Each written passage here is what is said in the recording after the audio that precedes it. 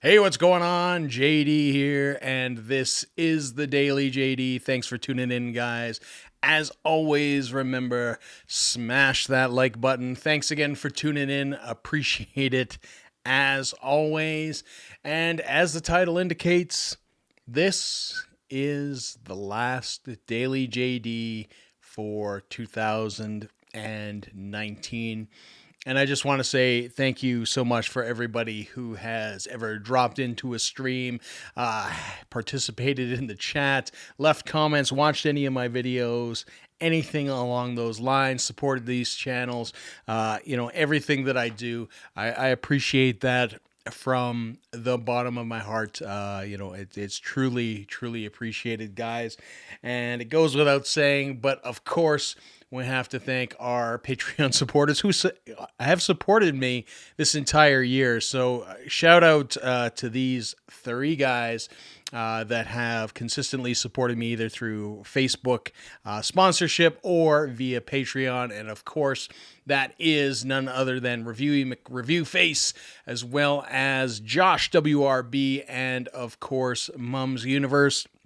Thank you so much, guys, for supporting me all year long. It is phenomenal to have such a great group of creators that help, sort of prop me up, day after day. Hey, good to see you, Josh. Good to see you, Craftsmith. Thanks for tuning in. So yeah, I mean, it's like I said, this is the last stream of 2019. I may jump on intermittently in between. I don't know if I will, I might just appear on. So if you have notifications lit up or anything like that, you watch my Twitter, I will definitely be tweeting out prior to going live. But this is my last kind of planned live stream for the year. And, I just kind of want to take some time and sort of look back on the year and, talk about some of the things that we've done, some of our accomplishments, some of our failures, because, as I've talked about on almost every stream that I do, is that you have to give yourself permission to fail, which I do, and I do continue to fail time and time again. But that's not a bad thing. It's not a horrible thing. It's it's always good to allow yourself to have that opportunity. So for me, obviously 2019 started off with a bang.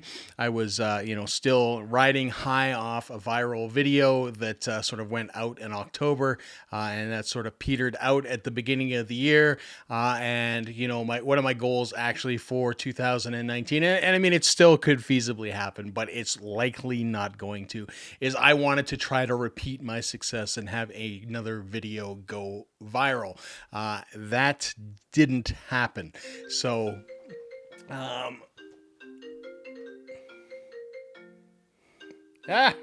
right in the middle of a stream. There we go.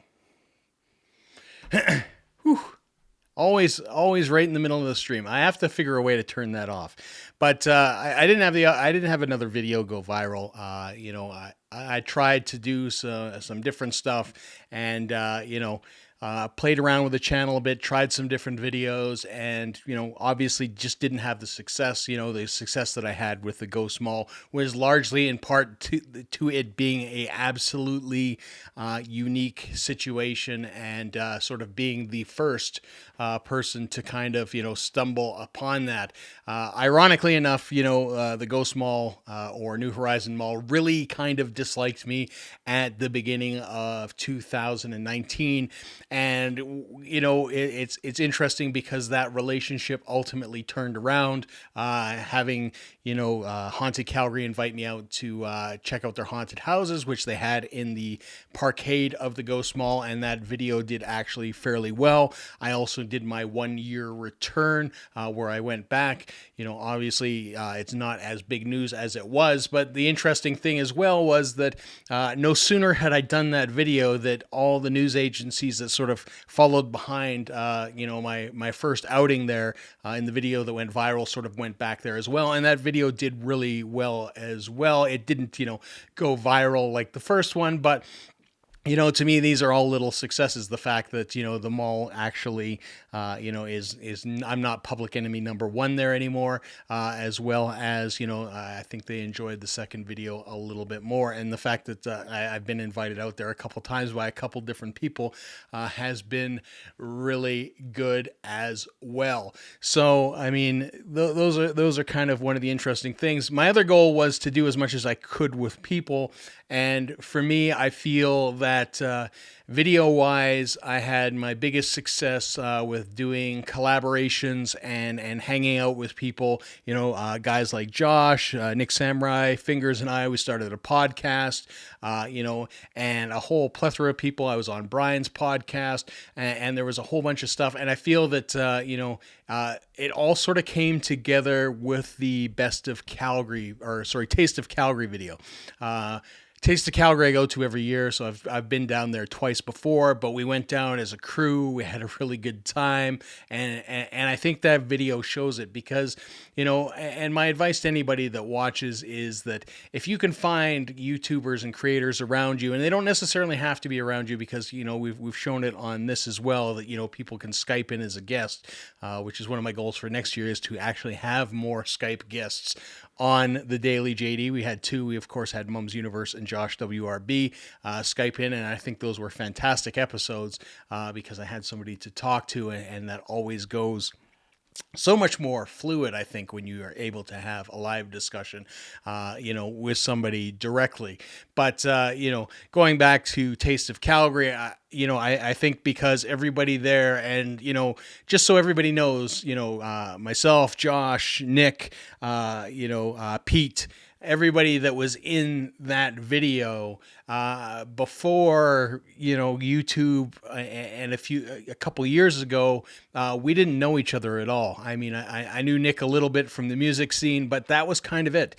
We really hadn't talked to anybody, and the nice thing is that everybody has become friends. We do videos together, and that genuine friendship shines through, and I'm eternally grateful for that. And that's why I always recommend that if you can find people in your area that create and get involved and start working with them, that it's, you will have so much more fun doing what you do, and that really shines through in your video. I feel that shines through in that video a great deal. Hey, good to see you, Ted. Thank you so much for tuning in. Appreciate it.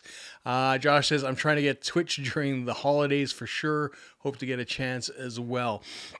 Yeah, holiday season, coming up will be a good opportunity for people that do stream and Twitch and all those kind of things because, of course, school kids are off. So in your case, being a Fortnite streamer, it will probably be a great time because everybody will be getting, new systems, new games. They'll be looking to hang out. They will have a lot of free time on their hands beyond Christmas and just looking to occupy that time. So it's a good time for streamers as well. So ultimately, at the end of the day, like I said, I'm very happy with, how things have sort of progressed for myself in 2019. I am, sort of setting goals for 2020 to sort of build upon what I've done. Of course, giving myself liberty to absolutely fail. I have started doing some more educational videos. I have a new podcast launching in 2020 called One Killer Story, where I sit down with a wide variety of people from a whole bunch of different creative fields and beyond that as well. And we talk about, what they do and essentially share their one killer story. The whole premise for the podcast comes off a Kevin Smith quote where basically Kevin says everybody's got one killer story. They just have to go out and tell it. It's basically a quote that leads people to say, hey, go out and do what you want to do. Don't, sort of pigeonhole yourself and be something that, you don't need to be, because everybody's got that killer story inside of them. So that's where I took the premise from. We're still working on the music. We're still working on the title screens, but those are pretty close to done, which is cool. We've got the logo for the podcast and everything. So I'm excited. I'm excited for it to, sort of come about, and hopefully, it'll be early 2020. We will have things. I already started taping episodes. I've had a few guests on so far, and so far so good. I have some very interesting characters for music, and we have some other new guests lined up. So it's going to be a good time, and I'm excited for it. I'm always excited to do it. And the nice thing about the podcast and the whole point of this is that being just me, that I don't have to worry about, schedules other than my own. I have a great time doing the podcast with Nick. I have a great time doing the podcast with Lloyd. Sometimes things don't line up because everybody's life is busy, including my own. And sometimes we have little breaks, but, I'm back in the studio with Nick already. We've already started recording season 3 or 4 we're on to now of the Dudecast. So some big stuff going on there, and I should be back in the studio with Lloyd again in the new year once he's done with his daddy-daughter dance classes. We will get back in there and do what we've done for years and years and years. And all One Killer Story has done for me is allowed me to sort of go back to my roots in bringing in guests. Because we used to do a lot of musical guests on Lloyd and JD. We sort of moved away from that, but I'm back to doing that, and I'm excited for it, because we're definitely going to have some very cool guests on the show. And again, I'm always excited. I'm always excited to, sort of create new things and see how people take it, and I just enjoy, sitting down and talking with people, much like this. That's why I enjoy having guests on this show as well, and just sort of sitting down and talking about all sorts of things. I think it's been kind of my secret wish that I always kind of wish that I went into radio and did, sort of talk radio, but I never did. Maybe someday, maybe in another 5-10 years when I, decide to, kind of partially retire, from my rock photography gig and switch to landscaping, which is kind of the ultimate plan, which is funny that I'll go from something like that to, photographing mountains and landscapes, and, doing a lot more surfing and all that kind of good stuff. Back to the comments. Josh says, love that idea, man. Should be a great show. I hope so. It's, it's always a challenge to put stuff together. It does take time and scheduling and so on. And I mean, even though I only have to rely on my schedule, I do have to rely on my guests' schedules as well. But like I said, we've already got a few episodes in the bag, so I'm thankful for that. It's already had, a couple hiccups along the way, but that's to be expected. So, if you have any questions, by all means, or anything that you want to talk about, throw it in the chat. That's pretty much enough about me. I generally don't talk a ton about myself, I don't think anyways. I hope not. If I do, somebody just slap me around a little bit. We are going to talk about some other interesting news as well. Some things that are going on the YouTube side of things. Specifically, we're going to talk about Pewdiepie. So Pewdiepie just released a video on the 15th indicating that he is actually going to take some time away from the platform in 2020. And he just wanted to kind of give people a heads up. If you watch PewDiePie's content, you know that he has been talking a lot about things like COPA, which is coming to effect in the new year, and this may have an effect on someone like him who plays a ton of Minecraft, as well as he has been talking about the new harassment policy, and he had some interesting things to say about the first thing that YouTube did was basically take down a bunch of Leafy's videos based on the new harassment policy. So he's indicated that he's going to take time off. He does stream as well on some other platforms, so I don't know if he's taking time away from that or if he's just, kind of easing off on the content. But any way you look at it, it's sometimes good to know when you need to take a break, that when, the work that you do is having a negative effect, and, sometimes that you need that breather room, because, as we've discussed before, creator burnout is a real thing. People, go day in, day out, creating, and they feel that if they kind of walk away for a little bit, that, they will be forgotten. Not that anybody's going to forget PewDiePie with, over 10 million subscribers on YouTube, but it's good that someone that is that big, that this is essentially their living, knows that they can take time off and just say, listen, guys, I'm going to take a break. I'll be back. But, I just need some time. And we've seen that with other content creators as well, such as Casey Neistat, who has definitely stopped the daily vlog thing, or kind of vlogging in general. His last video a couple days ago was just him on a sponsored flight on the Emirates Airlines in a crazy airplane seat. We'll call it a seat, but it was more like rooms that could cost basically the same price as a small Toyota. So always interesting to see that. Ted asks, what is the one thing that you learned in 2019 that you want to change in 2020? That's a really good question. I'm getting old, so I don't know if I really learn anything so much as I just, kind of make those mistakes. It's just, for me, it's just, 2019 was really about, building community. And I guess really what I learned is that, there is good strength in that community, on a local basis. I mean, we ran, I believe it was three meetups. We ran two. I only ran two this year. So I ran two meetups, both of them very, very, what I would consider successful. The fact that anybody showed up, that people enjoy those things, and, just kind of, if you build things that people want, they will definitely come to it, and, not to be fearful of, sort of putting yourself out there. And, it's, you can establish those kind of great relationships. So what will I change for 2020? I'm honestly at this juncture, I'm not sure. I still plan on running some meetups.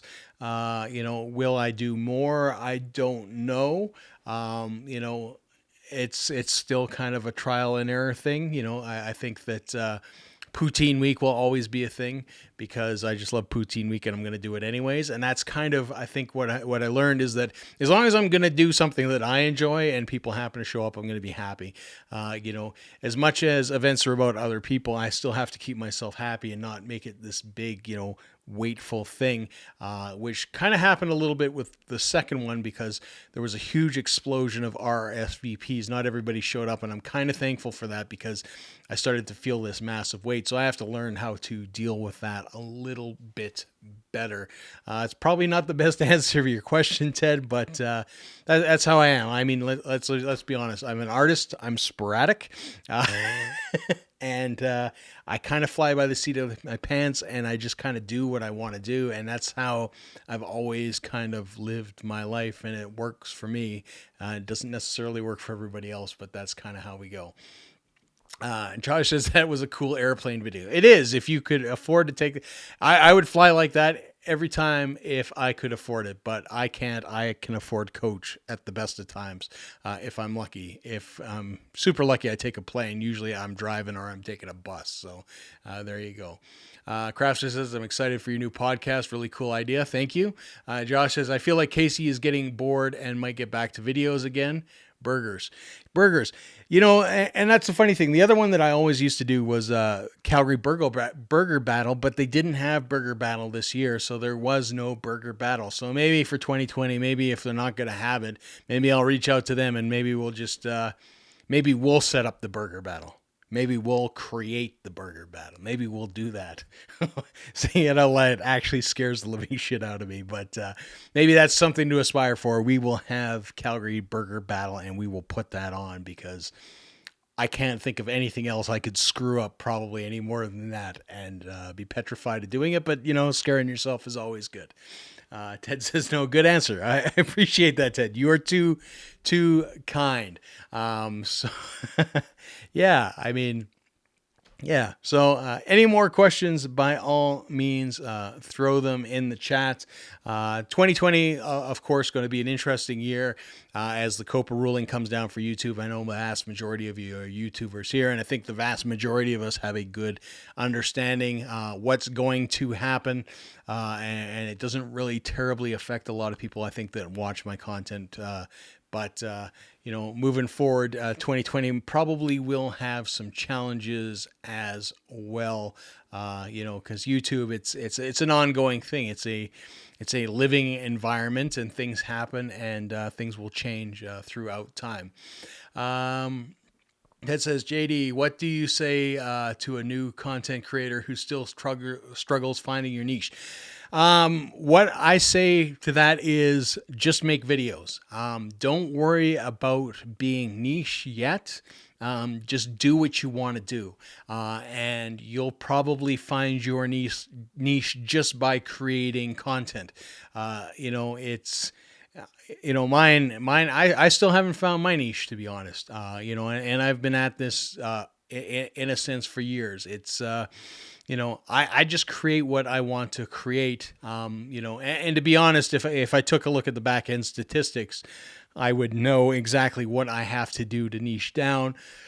But the truth is, I don't really want to do that. The vast majority of my videos that hold up my channel are actually things like the Peloton videos, oil change videos, working on my Jeep, mechanical stuff, repair stuff that I do. All those videos kind of prop up the channel.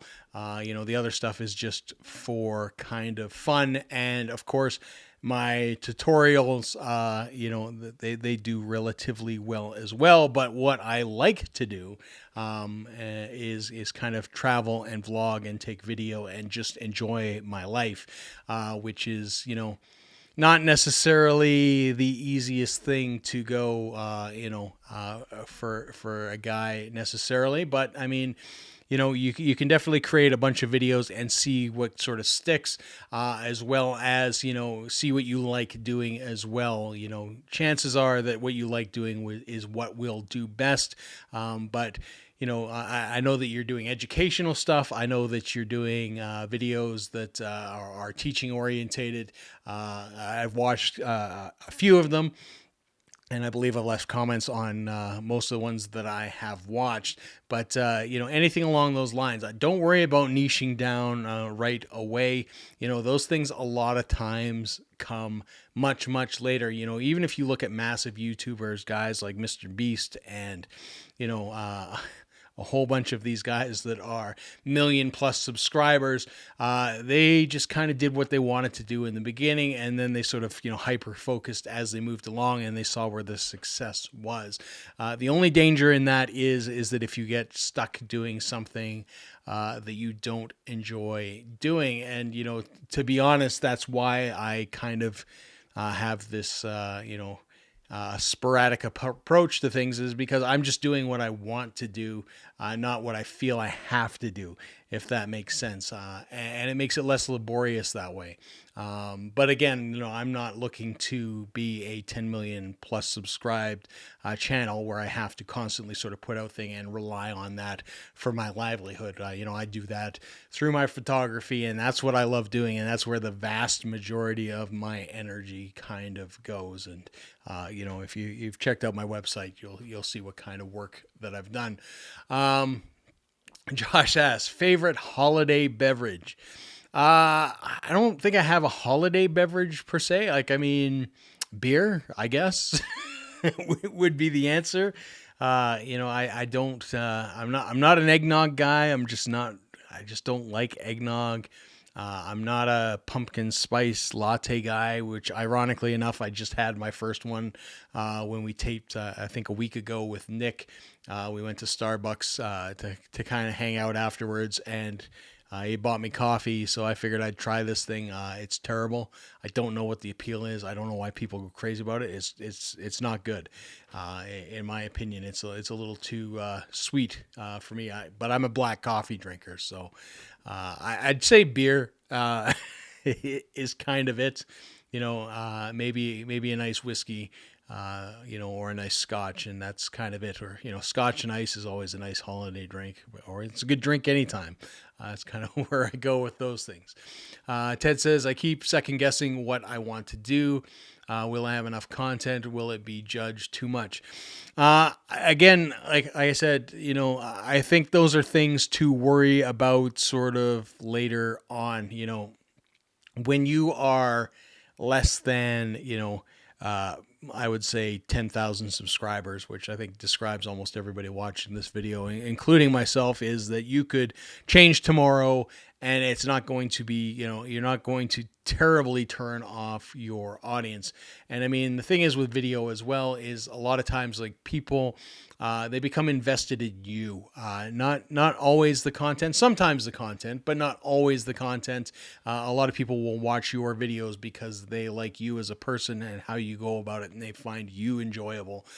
So when you're teaching something that you enjoy, they're kind of, going along with those things. I mean, definitely with educational videos as well, then definitely you're going to get a lot of pull in for people specifically looking for whatever it is, if it's a software program or, if it's camera gear or whatever the case may be. There are definitely people that will seek that out and just will sort of come in. But the people that kind of stick around and subscribe are a lot of times invested in you as a personality. So I wouldn't worry about it too much. I would say the first thing is to, get consistent. And what I mean by consistent is set yourself a goal of, 12 videos, once a month, or maybe more frequent than that, and try to stick to that timeline. Me personally, my goal honestly is only one video a week. That I put out, and for the vast majority of time I produce more than that, with the live stream and the videos as well, but I don't even hold myself necessarily tight to that, but getting in that routine, because the routine helps. Just saying, okay, I'm going to get going, knowing where you kind of fall in the week, and sort of what the workflow is, and everything along those lines. Getting used to that is probably the bigger thing, and learning what is attainable and sustainable in your current life, because I'm going to assume that you have a job and that you have other commitments, and you have, like everybody else, you have things going on, and you have to find out what works. A good example of that is this live stream. Initially when it started out, I did it 7 days a week, and it had a different goal at the beginning. I knew it was going to last like that. Once I got to a certain point, I cut it down. I cut it down to 3 days a week, or I cut it down to 5 days a week. I took off weekends because there wasn't the traction. And then I cut it down to 3 days a week, and then now we're down to 2 days a week, sort of the Tuesday, Thursday thing. And at some point, I may cut it down to one. Who knows? But it's just knowing what you can sustain. Even the time that this is located was definitely created this way because this is the time that I can do it the vast majority of time. And knock on wood, I haven't missed. Well, this is the last one. I guess I don't really have to knock on wood. For the entire year, I didn't miss an entire stream. And if I did miss any, I think it was like noticed because it was, an appointment or something along those lines. There was one day, and it was because of filming. That's right, because I had a full day shoot that day. So other than that, it's you're setting out those times, and getting that consistency is probably the more important thing, and just getting used to your workflow and moving through that. So hopefully that, as far as the, being judged, I mean, it's the internet. I mean, anybody that watches, my Twitter or my Facebook or anything like that will have seen, one of the comments that I got this week, and I get a ton of these, and I get emails because people will go to my website and they'll use the contact form and they'll send all sorts of shitty things, uh, towards me. But it's just part and parcel. I mean, there are people that are going to hate out there, and you just kind of ignore it. I just kind of entertain myself with them a little bit, or try to. And to me, it's funny. Like, this guy was going after me for not skateboarding, and for those of you who know me, I'm like, uh, I'm going on 50 really really quick now, but yeah, I mean, I still skate, but apparently they had issue with that. I don't know. Who knows? Who knows? Craftsman says, "Are you going to put out any more vlogs this year?" No more vlogs. I shouldn't say no more. Maybe, I don't know. I've kind of been staying in the office. I haven't been going out much. There was a couple Christmas things that I wanted to do.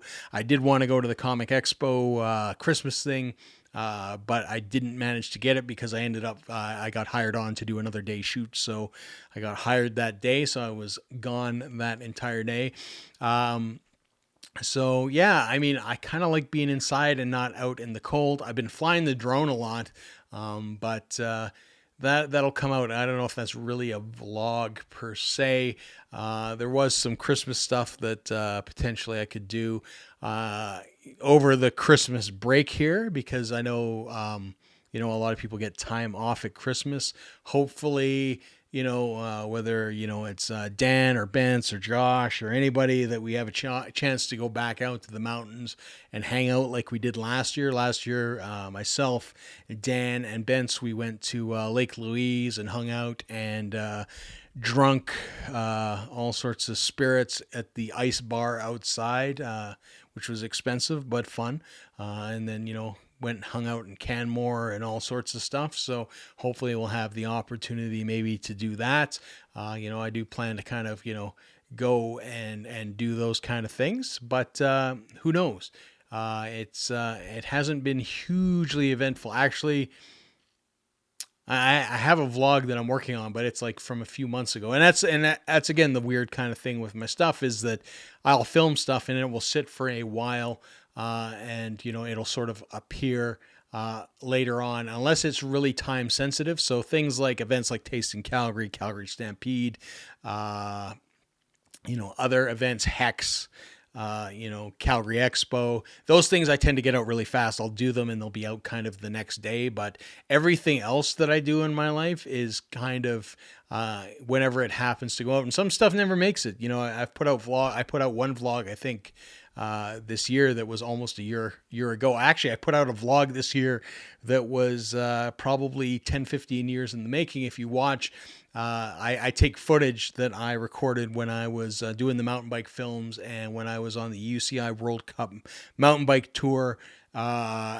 which had a stop in Calgary, and I had footage there on my old potato cam, because that's what it looks like now in comparison to the HD. But we had we rented a helicopter and went up and all sorts of stuff. So sometimes they come out a little bit. So never know what will come out. I know this Wednesday is. What is this Wednesday? What did I do for this Wednesday?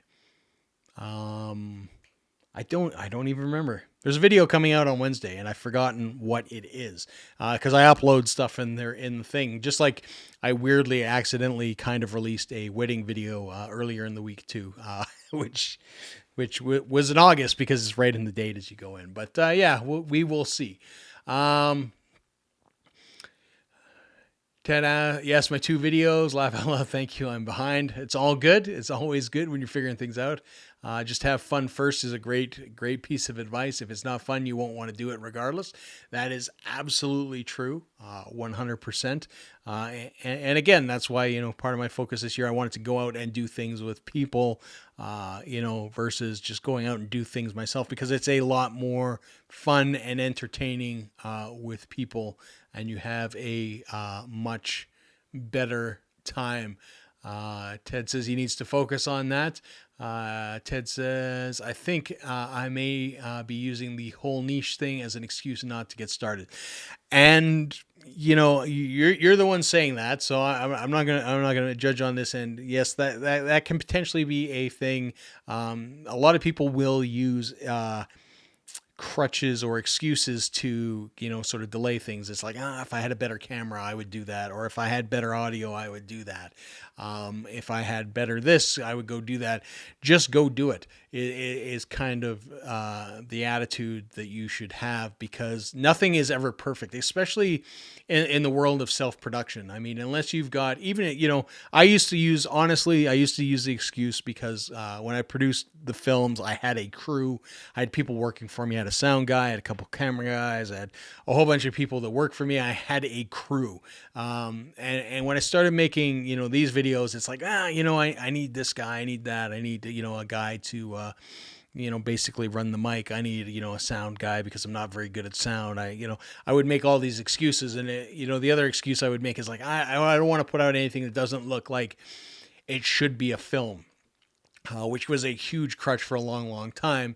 And if you watch some of the earlier Lloyd and JD podcasts where I was talking about vlogging and going out and doing that, but the big fear of mine was, to come out as an amateur hack, and get past that fear of appearing that way and what people would think that have seen my films. And now they're watching this and like, well, that's guy's filming it on like a little handheld point and shoot camera. Like, what happened to him?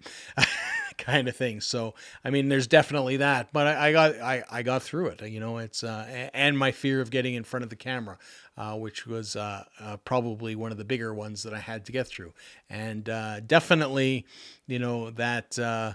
that's helped me a lot, to the point that I actually enjoy making these things and showing off a bit of my life, and going out and doing fun things, and just generally having a good time. And to be honest, sometimes we go out and we have too good of a time and I don't film anything, and you know what, that doesn't matter at the end either. You know what, like, just the fact that I got to go hang out and watch a movie, or eat at a bar, or go to an event and just goof around. Sometimes that's good enough for me. It's videos aren't always the end all be all of things, but like Josh says, you just have to sort of enjoy things at the end of the day. Josh says the world is full of trolls. That it absolutely is. Craftsmith, been working on my back catalog of vlogs and should have a couple out before the new year.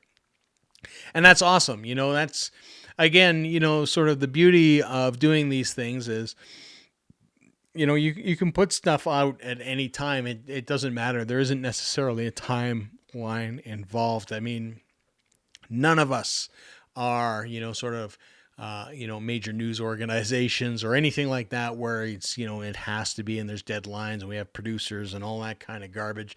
To be honest, it's a good spot to be in. I'll say this, from doing film, and when I'd film the films, were done back in the day, where you had to go out and get money to do them. So we had things like sponsors. If you watch any of my mountain bike videos, you will see sponsors at the beginning of the videos. You'll see them on the DVD covers. You will see them at the end of the videos, and splattered kind of with product placement throughout. That's how we funded those things. At the end of the day, you had a commitment and you had contracts with these people, and you had to meet, certain expectations, and get a film done, and so on, in order for these people not to want to, sue you or kill you, whichever the case may be.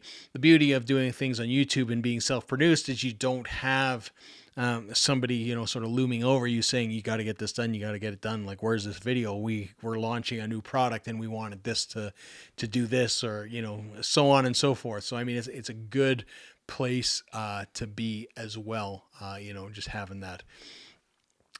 Ted says, absolutely, it's too easy to make up a crutch. It is. I do it. I'm a good procrastinator as well. Josh, I love trying to do way too much myself. And I think that sometimes is, that's